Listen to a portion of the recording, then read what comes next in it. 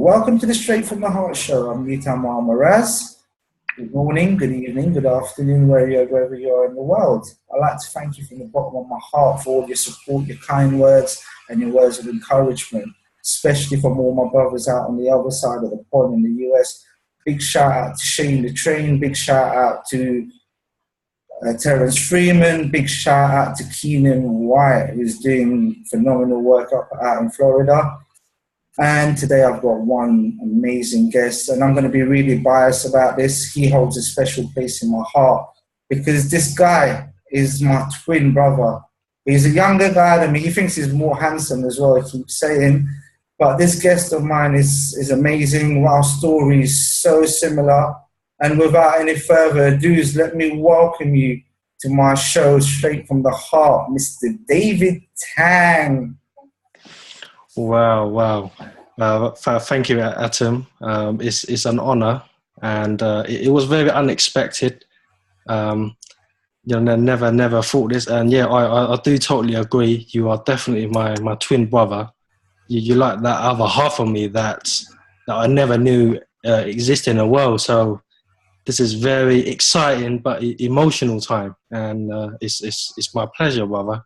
Amazing. I've been really looking forward for this podcast because for me, this podcast is just going to be pure emotions, just anything goes. And I remember the phone call we had the first time you rang me, man. I've never told a chick in my life that I love her after the first conversation. We said that to each other, because we felt each other. Can you run us through that conversation, man, that we had? Yeah, it was just crazy, I just thought it was one of those networking conversations. But in actual fact, I think we've been friends on Facebook for a while. And I think one day one of your comments on Facebook was saying that, you was an orphan since 9 years old. And that's when I just fell off my seat. I just thought, what? Me too. And that's when I sent you that voice note. And when I connected you, it turned out that we literally live nearly exactly the same life. And somehow the universe has brought us together. So, I do believe that what's meant to be is meant to be. You're supposed to meet people that you meet. 100%, man. And I want to share something with you. I actually thought about you. This podcast today is just free flowing, so there's no structure to it. Not yesterday, but the day before, my two children were messing about, yeah. So I was playing with my daughter. My daughter's 3 years old. She's like, Papa, I want you, the love. Like, do you feel the love that she wanted you? Then my son, who's 4 months old, starts crying because I'm holding her. So I had to pick both of them up in my hands, brother. And I looked at my wife and I said to my wife, you know what? This is the boy that had never had love in his life. And today I've got these two people fighting for my love. And you know what, brother? That was just phenomenal. And I can't wait for you to get that too. I got goosebumps. I don't even know, like my eyes is welled up. But I'm real, brother, because only you would understand where I'm coming from. Not a lot of people will understand. A lot of people will say, what is he on about? So I'm going to drop that second question to you now. Can you tell people when you were growing up, man, what hardships you had to go through? I know what you had to go through, but let people know where you came from. So I grew up from 9 years old without my parents. And, living in a family that were family, but, didn't feel like family. I always feel like I was left out, just by the way that they look at me, by the way they talk to me. So growing up was very lonely, and it was pretty tough. But now thinking back about everything that I went through, in actual fact, I never actually stopped feeling sorry for myself until I met you. Until I actually connected with you, because I used to think, why me? Like, why growing up was so tough? But then, because of going through what I went through, that now it's taught me to be grateful. That's taught me the strength that I would never had unless I've been through all of that. But you know, it's now I'm a strong believer of, you know, everything happens for a reason. Is the tough times that makes you stronger, and it's the people that mistreated you to teach you how to treat people right, how to treat people nicely. So overall, it's 100% grateful and appreciated everything that's happened, and I do believe that everything happened for me and not to me. Wow. It's very important though what you went through, because you know what, certain people need to go through that. We needed to go through that to become the person we are today. When I look back at that person that I was like, whoa, hold on a minute, I don't like that man. I would even say man, David. I'll say I don't like that boy. You know, I'll still call him a boy. But going on from that story, because I know your story, David was a young man earning phenomenal money at that time, where he went and bought a brand new car, and he had it all. He had it all. He was going out every night. He had the flash car. He was getting promotions. But listen, most people will think, well, that's the life, man. I've got it all. Tell people the reality of it, please. The reality is it was a limiting belief, because the environment I was growing up in gave me a belief that happiness comes from money. And that's why I spent my whole life chasing money to get, like you said, the cars, you know, the girls and the lifestyle. And when I got that, I still felt empty. And what taught me out of that journey was what was missing was love. You know, and it's taught me that you can have whatever you want in life, but if you don't have that special someone to spend it with, then it's meaningless. You know, and you know, and love can cure a lot of things, and at the same time, it can make you feel in a way that nothing can replace. You know, it's that, you know, no matter what you have, but until you felt that love that you were supposed to feel, then life is meaningless. And that love is the love that's been missing all my life. You know, growing up without my parents, without that, you know, that emotional support. And when I met my fiance, it was like that hole in my heart and my soul that's been missing all my life. And since then, you know, everything just been beautiful. Even in your actions, you can see that, man. So now that you've got love in your life, I was exactly the same. That's why I can talk. I can know what's going to come out of your mouth too. So now that you've got love in your life, how do you look at life? Even to when you're looking at the trees in the sky, how do you look at it, brother? You know what?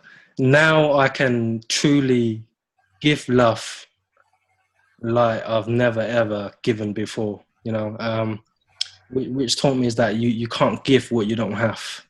You know, I used to blame life and blame people, and that was because I didn't have it in it for myself.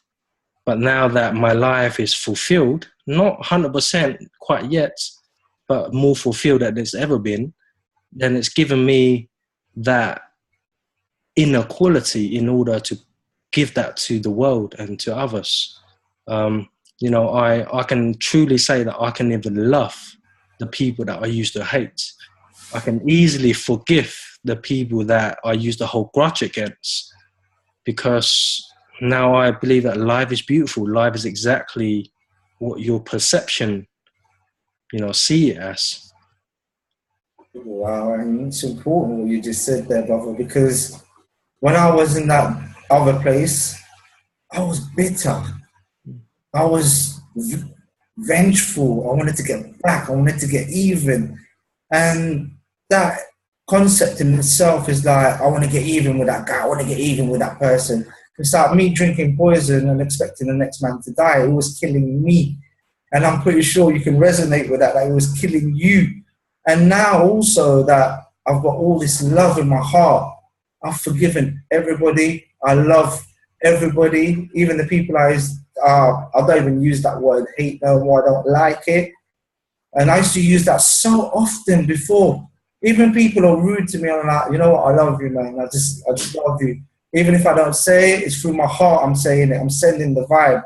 And the life is so beautiful with it. So basically, you went from being the bitter coffee now, and now you're hot chocolate. I'll say. I always say hot chocolate. I'll say you're chocolate cream. That's what you want. Absolutely, 100%. And another thing that I love about you, David, is you've turned your pain into power. This is who you are. Let's talk a bit about turning pain into power, man. Literally, I just woke up one day and I said to Taylor, "Baby, my pain is my power." And she's like, "What the hell are you talking about?" And I realized that the reason why I'm so strong and determined and have so much energy nowadays is because life used to be so painful. And I started to study people, especially successful people. And I started to see similarities is that their journey has all started from a very painful place, from a place where they struggle when they either had a choice to make it or to not make it. And it taught me that in life, for you to appreciate what you have, you need to experience what you didn't have. And it's always the opposites. Is once you experience a certain thing, then the opposite way will means more to you. And it's an interesting one. And that's when I said to her that, I'm going to need to do an event because I believe that there's so many people out there that are going through pain, but they use that against them. In actual fact, what they don't know is that that's their opportunity to grow stronger. So that's how your pain is your power come out, bro. That's it. And listen, people, what my brother just told you there is so valuable. Note it down 2, 3, 4 times. Turn your pain into power. Indirectly, what he said. He said to you, if you don't like something, you need to experience that to experience the goodness. So if you don't like the rain, if you don't know the rain, how are you going to know the sunshine? If you don't know night, how are you going to know day? So I'm a strong believer of that, and I lived through that, to be honest with you. And I know I've lived through all the dark times because the last 5 years of my life, it's just been beautiful, absolutely beautiful. And I'm functioning from a place of love, just like you. And I'm pretty sure your life is beautiful as well now, Absolutely, bro. You can't complain, now surrounding myself by people that love me for who I truly am and not, who society conditioned me to be. And it's just now with coaching is that I get to meet people that inspire me every day. Every conversation is different. Every session is different. But what comes out of it is that it's doing what I love, but at the same time, improving lives through what I do and getting paid for that. Life just can't get any better than that. So you're saying you're doing what you love and you're loving what you do. Absolutely. And guys, this is the orphan boy, man. I'm the orphan boy. We had no love. You only had one tracksuit, didn't you, throughout your teenage life? Yeah. I had charity shop clothes, bro. Yeah. I had eggs thrown at me, So this podcast is showing all you people out there, whatever you're going through, there is a light at the end of the tunnel. But you know what? You've got to find it. And the way to find it, there are people like David. There are people like me. There are so many different people. All the people I interview on there, you can hit up any of those guys. You can hit me up. I can get you in touch with those guys. And then we will help you. We've all got our own speciality. But you know what? We've all gone through that jungle and came out the other side and we saw the paradise beach there. And we're all swimming in that water. And you can swim in that water too. There are people out there that can do it. So, David, what would you say to somebody who was in a 9 to 5? They're not happy, but they're still doing it because they're thinking, do you know what? I've got to pay the bills. I've got to do this. But every morning they wake up And then I don't want to go to work. Now I wake up because you're the same. I don't even want to go to sleep. I want to work, because I talk to people like you. I talk to phenomenal people. That's my work. This is what a lot of people would like, rather than going to work in the morning for the boss. Remember one thing as well, your boss can fire you anytime without any prior warning. So they own you. And you've got all that at the back of your head. You're in your mundane job and you're thinking, I want to get out of that. So you're in a place of bad vibrations. So you're never going to get out by thinking of it being at work. Oh, I wish I was somewhere else. I wish I was doing this. It's not going to happen. It's just a wish. So what steps would you give to people?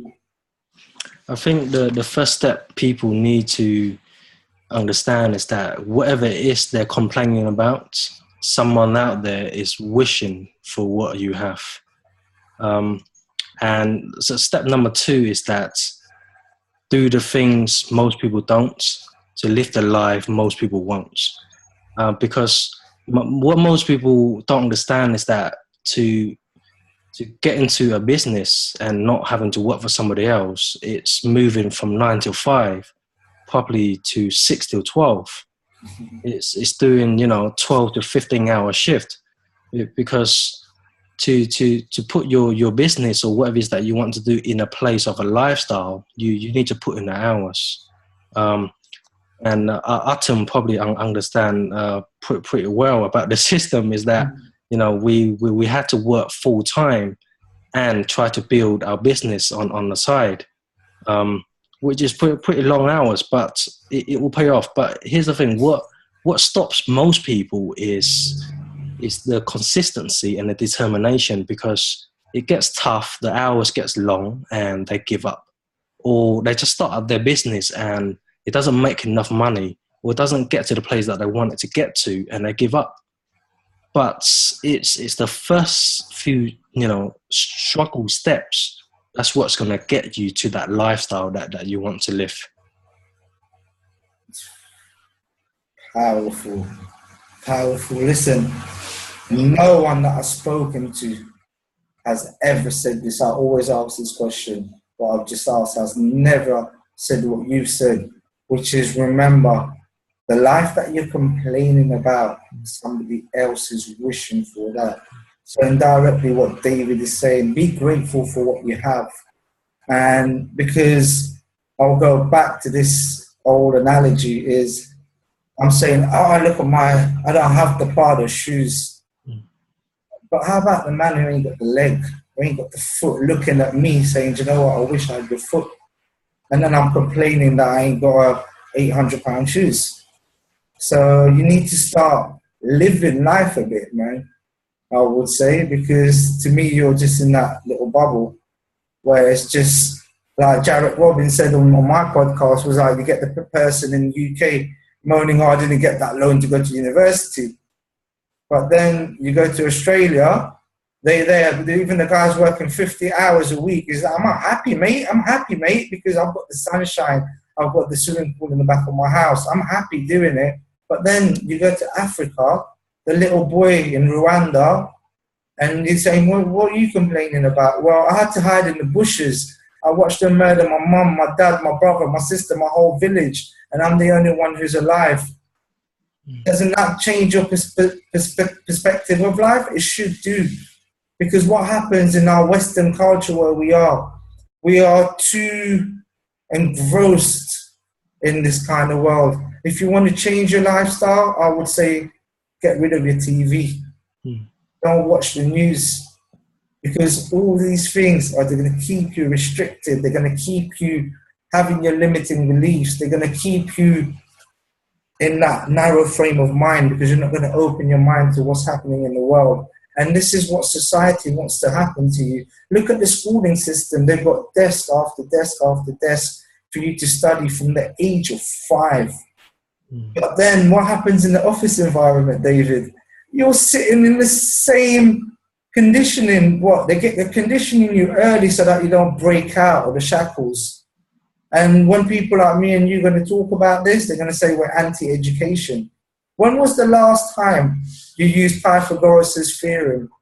When was the last time you used Newton's law of gravity? When was the last time you used what Winston Churchill did, what was fabricated by the British and European government to make them look good in your life right now, to serve and to make yourself a better person?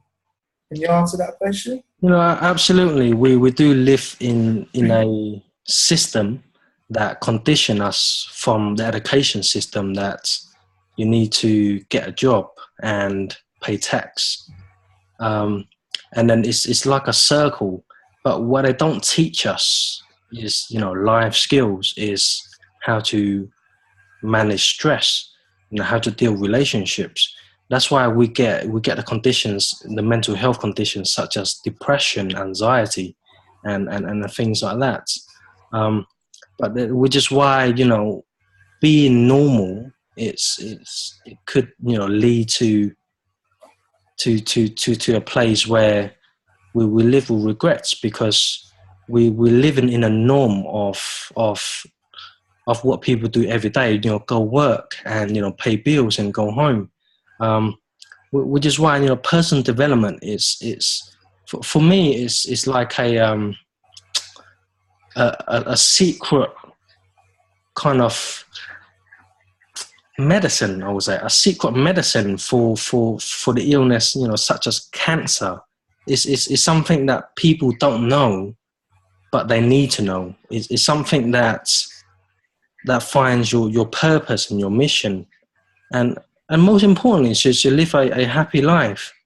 And it's what most people don't understand, which is why I respect, especially people like yourself, doing this kind of podcast with, different variety of individual that has been through different experiences, because we don't know who's watching at the end of the line. We don't know who we could help, from one of this video, about how it could help them. Exactly.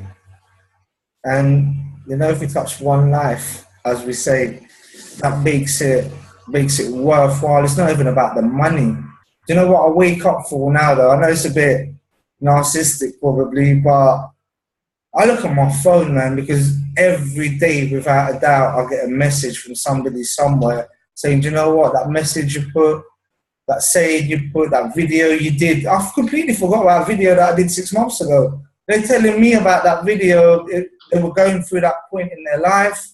They had nobody to talk to, and that video just hit home. And that just makes my day, because it makes me want to go out there and, you know what, I'm going to save more, I'm going to save more, I'm going to save more. And this is when you come from a place of service, and this is you as well. You come from a place of service. And as we're talking of service, what kind of services do you provide nowadays, my brother? So I'm a life coach, and I do one-to-one coaching. People normally come to me are very specific kind of people. It's either they're sick and tired of excuse me.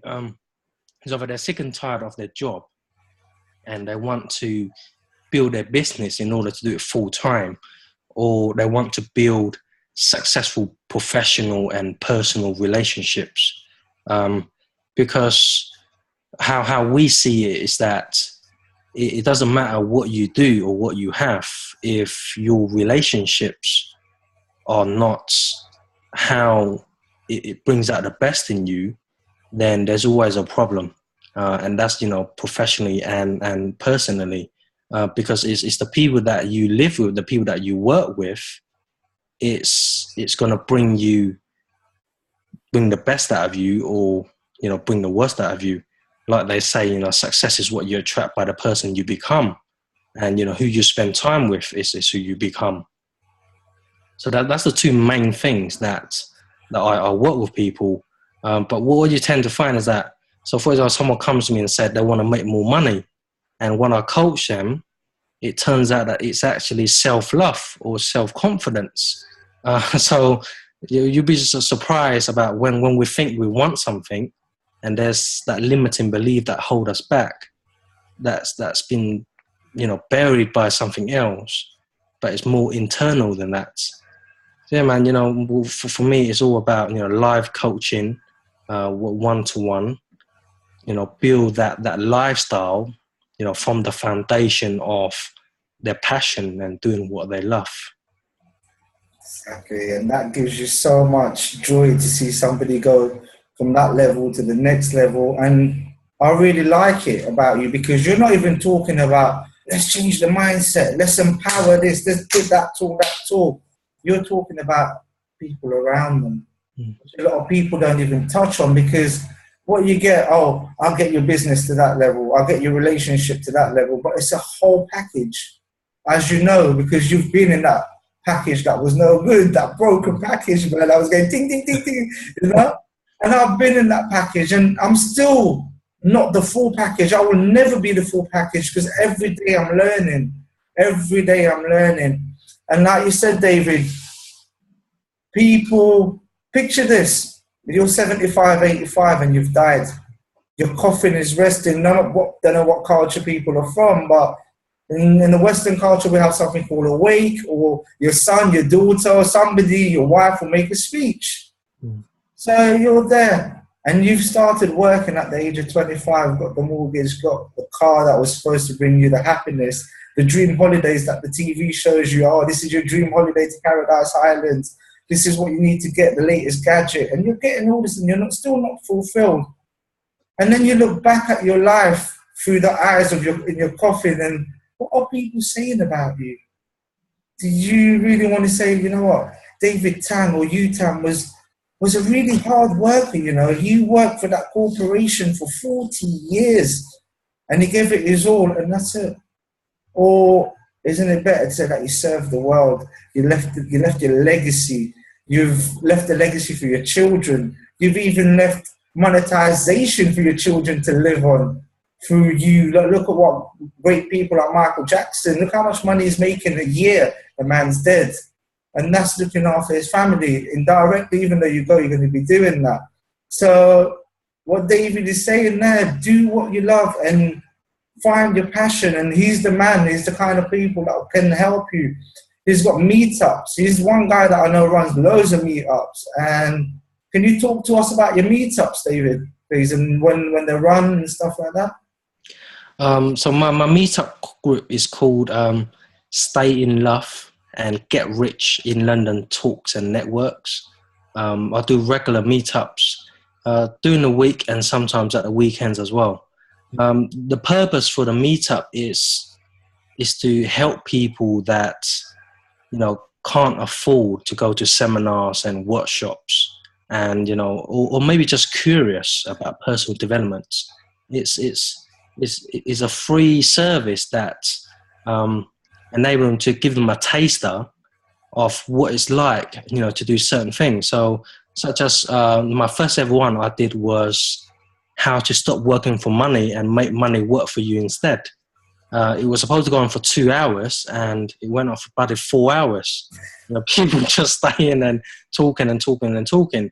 So it's like trying to build a community of a network for people to come along that are like-minded individuals that just wants to help each other out. It's not like the regular meetups when the speaker will just be the one that's talking. You know, I'll be the person facilitating the meetup, but ideally it's more of a group discussion for us to share our values and, you know, help each other and be that fellow travelers of life, you know, to support each other. Great, I love it, man. I love what you're doing, and it's coming from a place of giving. And I know you got a lot to give, and I can't wait to be talking to you in about, say, 2 years' time. And hopefully I know it's going to be, you're going to be sitting on my couch with a studio. You're going to be on a proper show, and yeah. And then you're going to see these two boys were talking to you 2 years ago, and I know David lives life with conviction. He delivers. He shows up every day. He goes the distance, because the man was talking about working 18-hour days. I've been through it, you know. Working, you're saying 18 hours, I was sleeping on 2 hours when I first launched. So going there miserable, running to London, I live in Hertfordshire, but you know what, it's all worthwhile.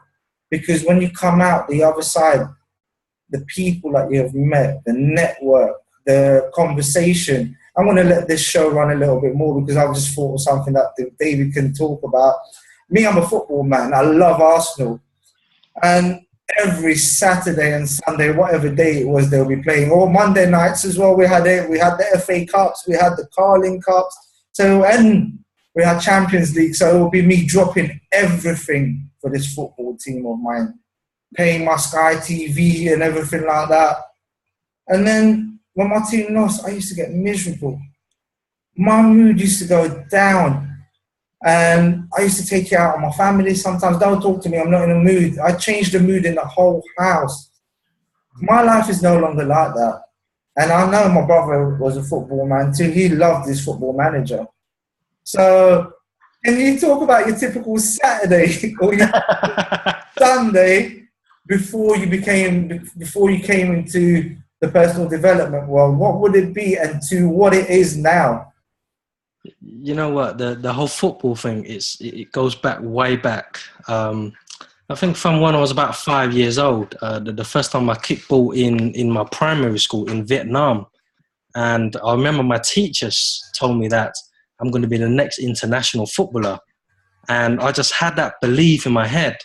And I was playing, and even when I came to the UK, I joined my first 11-a-side team when I was 9. And then I made it semi-pro when I was 16. And I got scouted by West Ham scouts at that time. You know, and that's when I had all these ideas in my head about how I'm going to build my mansion and, you know, how I'm going to live my life. And when it turned out I wasn't good enough, it was very upsetting. And I still missed it, you know, and that's why I was still playing, you know, during the week, you know, kicking about with friends. And yeah, you know, like you said, my typical evenings and weekends before personal development was, you know, watching X Factor, watching Britain's Got Talent, and playing Football Manager. Now, I think saying that I was passionate about Football Manager was an understatement, because I played it so much that I was ranked higher than Jose Mourinho and Alex Ferguson on the Hall of Fame. And those guys are the highest achievers that's ever been made.